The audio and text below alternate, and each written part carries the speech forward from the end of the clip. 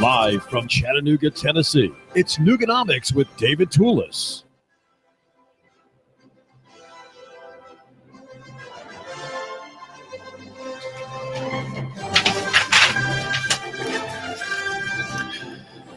The idea of jihad is not unique to Muhammad and his followers.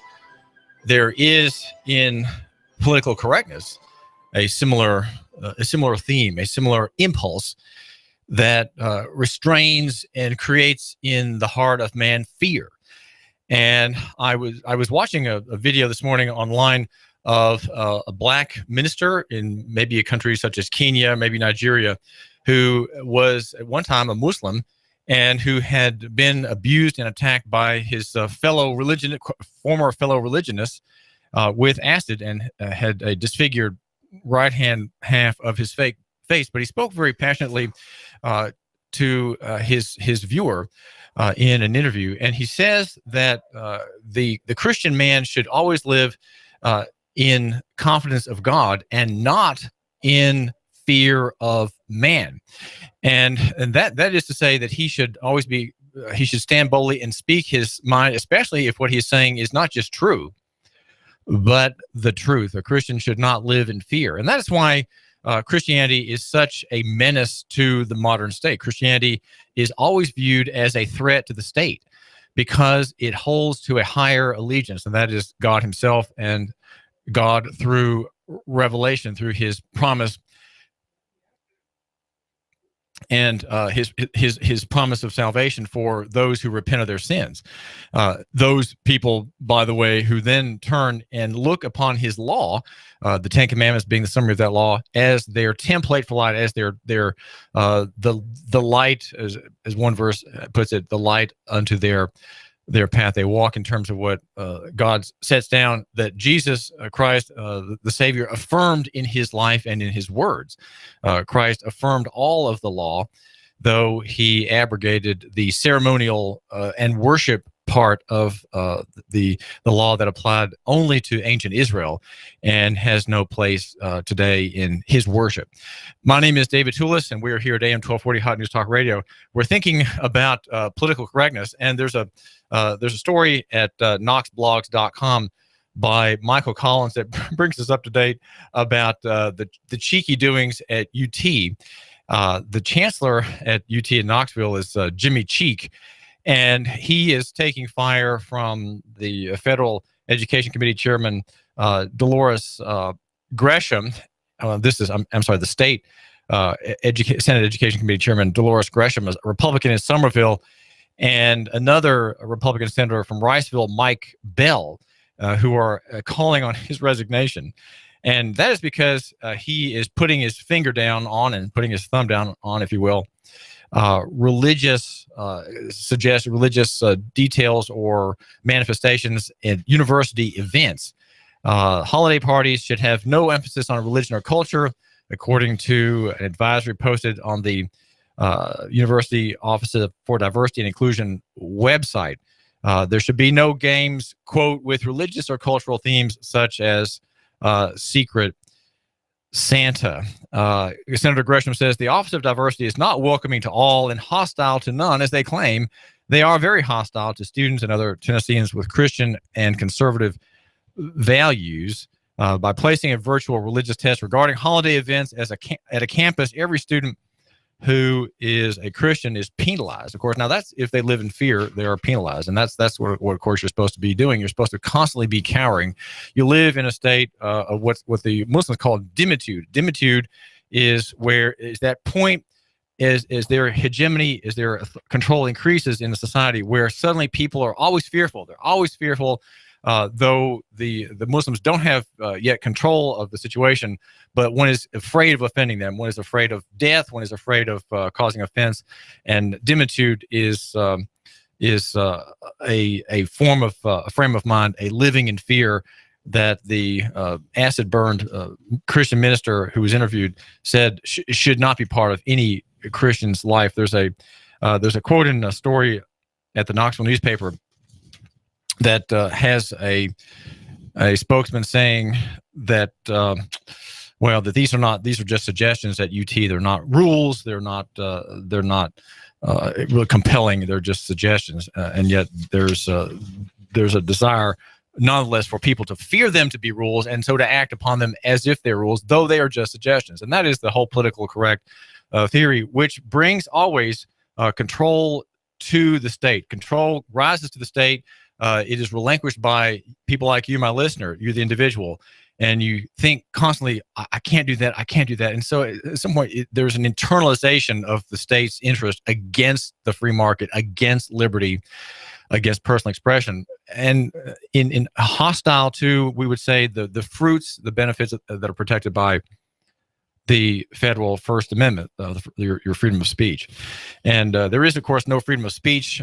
There's no freedom of virtue in the Islamic system. And we hear about these things. We're hearing constantly about acts of terror, acts of jihadism, and we are living in fear. And I think the fear that we should have there is legitimate. And you, my listener, need to be the man armed, right? The man armed and at prayer, because prayer is what happens in the war room, and it is efficacious for God's people. But you may not be a practicing Christian, and yet still you may not be able to be enjoined by God's command to pray, but you can be invited, and you are invited under our Constitution to bear arms. Of course, in Tennessee, it's purportedly under regulation and under permission through the Department of Safety and Homeland Security. But while we are defensive, while we are seeking to protect our families and innocent people, right? The man who's armed is protecting innocent people. And I would hope to think that courage would be in the hearts of some, maybe you, my listener. And if there's the sound of gunfire, you are not one who's running away from it. But because God ordains it, you are the one running toward it. Even though you have no training, you are simply a concealed carry permit holder, and you are hoping that to be of use to defend the innocent. And that's what policing used to be, where men were armed and men were bold. And if there was a murder taking place with signs of other murders coming just after the first ones, that man intervenes. And that's the old idea of policing. The concept of policing prior to the 1830s in this country, where every man enforced the peace. And if there were laws to be enforced, the common man would help the sheriff, and the sheriff did not represent the state. In those days, the sheriff represented the court, as Sheriff Hammond does. If you talk with him about his job, he'll emphasize highly that one of his job is maintenance and protection of the court. And he is the agent of the court. Though now, I would say largely because of the rise of the administrative state, he represents the state itself. And we can only pray, as God ordains, that he remembers that his duty is to the Constitution, as he will tell you, and to the protection of the people and the maintenance of their rights. There's a lot ahead, I think, that's very positive. And I want to talk now with a man who's been thinking in this direction with you, right? He's been thinking in the same direction you have. And the question we want to look at is the future and trends that are favorable to liberty, though things aren't 100% sure about liberty in the future, right? But he thinks that there are prospects for liberty in the future, personal liberty, economic liberty, and even, if we care about them at all, politics and political liberties, which we don't have today. Bob Biles, would you say that we have political liberties today? I would say we have limited political liberties, but unfortunately, they're slipping away very quickly. So do we have all of the economic liberties that we would want? Economic? Absolutely not. Absolutely not. And why not? What's your thumbnail analysis of why not? Oh, because money in our society has become a method to surveil us and use that information to contain our liberty. It is not a method by which we choose goods in the marketplace. That's the drive towards a cashless society, which the government is becoming more and more aggressive in. And yet, Bob Biles, in the prospect of the cashless society, if you have, for example, as in some advanced African nations, you have the whole banking system is on the phones. Some transactions in Africa can be done in gold by phone. That's something that we are way behind on in this country. But potentially there is liberty, there is economic freedom in the abstractification of money. Is there not possibly? There is. I must say I have not heard of the example in Africa that you're speaking of, in which one can transact in gold on the phone. M-Pesa is an example in which one can transact in phone minutes. Right. Go ahead. Yeah, good. You buy and sell phone minutes on your phone to other people, and that has become an effective form of money. But the reason that is really not a positive for freedom is that the phone company, and therefore the government, has records of every single transaction you engage in. In order to be a free, truly free economic system, we have to be able to engage anonymously in transactions. If you can't, if every transaction you engage in is recorded, then our economics is not free. When you say anonymously, do you mean personally and privately without other parties knowing about the transaction? Yes, I mean, let me be very specific. I mean, without any other party except the one you are dealing with being able to tell who you are or where you are or what it is that you're buying. Those are the requirements of an anonymous transaction. And no, that does not exist at all in our society, except a few small locations in which cash is used. And that's one of the reasons that the government is determined to eliminate cash. Bob Biles is the Bitcoin meetup group coordinator here in Chattanooga, the group that meets on the 3rd floor of the public library downtown. There's not going to be a meeting this December because of the Christmas and Thanksgiving holidays, but there will be one in January, and as we were able, we'll make mention of it. So is there hope for the future, Bob Biles, generally, if we have in mind digital transactions that are voluntary? I'm thinking here of Bitcoin and Waze. Waze is an app, W-A-Z-E, an app that lets my listener, if he has it on his smartphone, to negotiate police checkpoints, police stops, traffic jams, bad parts in roads, and other hazards in his travels. These are decentralized systems. Do they bode well for liberty in the future, Bob? They do. And in fact, Bitcoin in particular is one which is so exciting for exactly the reasons that I mentioned. It goes a long way. It's not completely there, but it goes a very, very long step towards satisfying the criteria that I mentioned of being able to engage in commerce with another individual without anybody knowing who you are or what it is you're buying. No records are kept, and you can do this online. That's what's so startling. It's always been possible to some degree, of course, with some physical token of money, either actual money like gold or paper issued by the government in cash form, some bearer instrument. You could always walk up to the corner store. You say bearer instrument? Yeah, a bearer instrument being something that you hold in your hand in exchange. It's got no title tied to it. The person that holds it is the person that owns it. And so you could certainly, go up to a street corner and $20 and buy yourself an apple, and nobody would know. Because you pay cash and the guy gives you your apple and the two of you leave and he doesn't really know who you are and you don't know who he is. That's a good example of anonymous transactions. Now with Bitcoin, because the government is not involved in Bitcoin and in theory, at least, is having a very hard time tracing what goes on with Bitcoin. I say in theory, there's a big question mark there, that you now are in a situation where you can do the same kind of purchasing with Bitcoin and have the same anonymity. Now, there's a story that I wanted to ask you about, Bob, a discussion in a website that has a title, an essay that has a title, "The Future is Decentralized." Decentralized versus centralized. In a nutshell, what is the difference between the two concepts, and why is the difference between centralization and decentralization important to the listener? Well, I think first of all, it's very important to understand what those words mean. If you're not able to do it, you could be easily confused. Let me give you an example of something that you might at first think is no central authority, but in fact is, and yet is decentralized. You might take a church in which everybody gets together and they elect somebody to be the minister of the church and to speak to them. Now you have a central authority. You have an organization. But because there is no coercion, because it's voluntary, because it arose spontaneously and it can disappear spontaneously, it's a decentralized organization.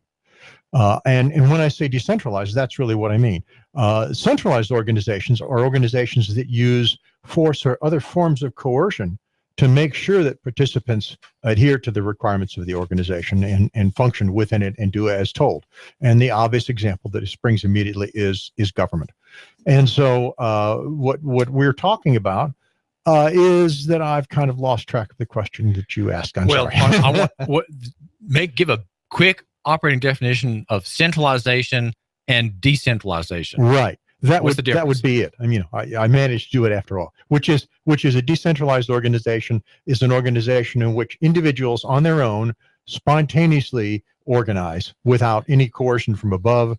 And a centralized organization is one in which some central structure with some form of power, either money or violence or some other form of power, control of communications, forces the organization to behave in the way it wants. So the marketplace, a real marketplace, is decentralized in that there are thousands of individual actors who agree in commerce. They agree on what they need. They agree on what they can provide. Pricing is a mechanism of determining when transactions take place. Jelly beans in a jar. Do jelly beans in a jar have a number? They do. And tell the listener about something you read about recently regarding how a crowd of people can estimate with fairly good accuracy the number of jelly beans in a large jar on a desktop in an office. Sure. Talk about that. There's an excellent book, The Wisdom of Crowds. I recommend everybody try and get a copy and take a look at it if you're interested. The author began his research in the area by getting a jar of jelly beans and setting it on his desk and asking everybody who came by to enter a raffle. All they had to do was guess the number of jelly beans in the jar, write their name on the piece of paper, drop it in the little hopper, and he would award $20 to the person that made the closest guess.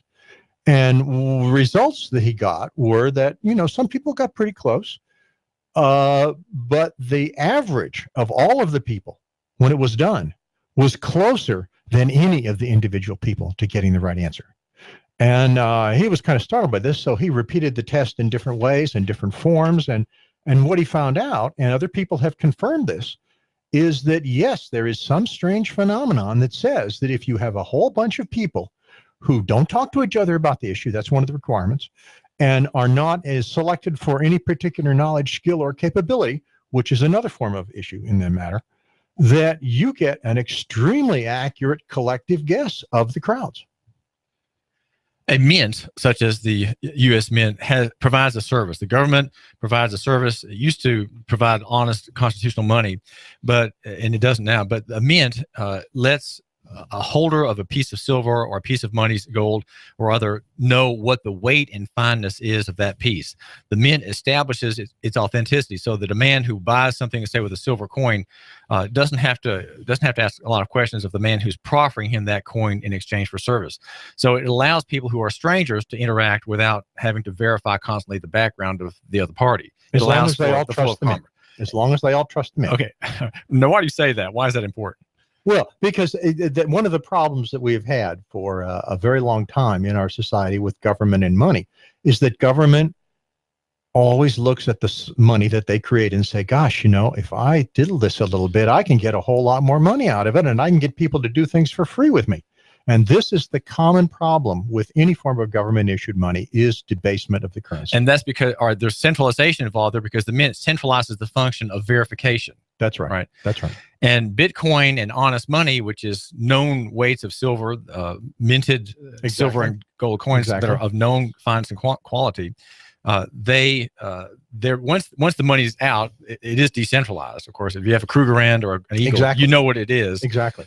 It's cash that's guaranteed to have a certain value. I put value in quotes, in that it's a description of the physical item, but it's guaranteed to actually have that physical item. Yes. This is David Tulis, and we have a caller. Make it quick. I just want to clarify some issues. The 1792 Coinage Act holds the penalty of death for anybody debasing the coin. And I believe that's the only statute I've ever seen where the penalty of death is actually in the statute. And the Constitution was formed because of non-redeemable paper currency among the colonies. That was the primary function of the government under Article 1, Section 8, where the power to emit bills of credit were denied. I don't see the difference between Bitcoin and the non-redeemable Federal Reserve so-called note. Legal tender laws are all unconstitutional, and the Bitcoin promises no redemption in anything of hard value. The only thing that's ever sustained the test of time monetarily has been gold and silver. The Chinese tried paper 6,000 years ago. And the one thing consistent about anything that doesn't have an historic or intrinsic value is it will eventually fail because it requires someone to manipulate it as Bitcoin is manipulated. So I don't see a difference between Bitcoin and the Federal Reserve banking system, which is also private. All right, go ahead. I'm not sure I can explain that quickly in just a few words, but let me take a shot at it. The difference between Bitcoin and, let us say, electronic dollars, all right? I mean, that's an electronic medium as well, is that Bitcoin, the quantity of Bitcoin, is controlled collectively by everybody that holds Bitcoin. You cannot increase the amount of money, the amount of Bitcoin in circulation, how quickly it is generated or how quickly it is produced, without everybody who holds Bitcoin agreeing to it. That's a huge, huge number of people to get to agree to anything. And that's really the difference, is that to pollute the money issued by the government, all you have to do is have a relatively few number of people who will benefit from it in the government saying, okay, let's do it. That can't be done with Bitcoin. And I can't really explain to you in a short period of time why that's true, but come to the meeting in January. And we'll talk about it. This is David Tulis. We're talking with Bob Biles, who's the publisher, by the way, of Thieves Emporium. Bob, where can my listener find that copy of that exciting thriller, a financial and monetary thriller? You're talking about Thieves Emporium? Thieves Emporium, that's the title. And where can you find it in town? You can find it at Winder Binder, as a matter of fact. They have copies. You can think of it as, I guess the Hackers versus the Deep State is probably as good a short description as possible. It's, in essence, about the decentralizing forces of hackers through the internet on the way the world is going versus the deep state surveillance through the internet, attempting to control our every act. We are here at AM 1240 Hot News Talk Radio, and our theory is that local economy is decentralized, that it's personal, and that it has many things in it that are thwarting of terrorist acts, I would like to suggest, that are in favor of the family, in favor of capital creation, and increasing service of each person to others in the marketplace. And the view of local economy is implicitly decentralized. And I think it's important to remember that the South at one time fought a war against the deep state of the United States, against the federal government. And the problem, though, with the South was that it centralized to do it. It centralized as a nation, the Confederacy in 1861, and fought a war against another centralized entity, the Union Army and the Yankees. And the cause was noble and great, but somehow it had built into it the problem that we're addressing here. And that is centralization brings about all kinds of evils. And the South was the victim of them. It was a victim of the draft. It was a victim of coin debasement, though its constitution was, I would say, perfecting of the federal constitution. There were many men who died for the cause. There were thousands and thousands of them from Tennessee who joined the cause of liberty against the North. Bob Biles, thanks for joining us. Certainly. Pleased to be here. Bob Biles oversees the Bitcoin meetup group in Chattanooga that meets every month. The next meeting will be in January. I think we need to revive the South, and we need to have more, in your mind, more of the Southern way, the Southern soldier boy,